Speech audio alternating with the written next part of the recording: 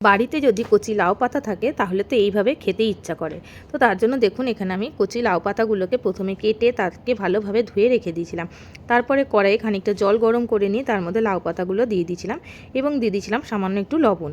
লবণটা দেওয়ার পর পাতাগুলোকে একটু সামান্য সেদ্ধ করে নিয়ে আমি জল ঝরাতে দিয়ে দিয়েছিলাম। জলটা ঝরেও গেছিলো এবং ঠান্ডা হয়ে যাওয়ার পর পাতায় যে এক্সট্রা জল ছিল সেটাকে চিপে নিয়ে আমি একটা মিক্সিং গ্রাইন্ডারের মধ্যে দিয়ে দিয়েছিলাম সেটাকে পেস্ট করার জন্য।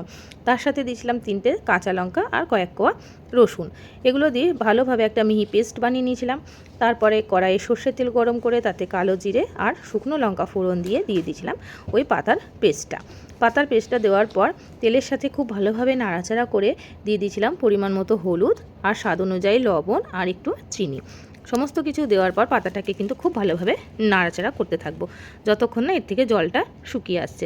তো বন্ধুরা, আপনারা কে কীরকমভাবে খান আমাকে অবশ্যই কমেন্ট করে জানাবেন, আর এই রেসিপিটাও কেমন লাগে আপনাদের অবশ্যই আমাকে জানাবেন। তো দেখুন লাউয়ের পাতা বাটার রেসিপিটা একদম হয়ে গেছে। এবার আমি গরম গরম এটাকে নামিয়ে গরম ভাতে খেয়েছিলাম। ভিডিওটি ভালো লাগলে অবশ্যই লাইক, কমেন্ট এবং শেয়ার করে দেবেন। ধন্যবাদ।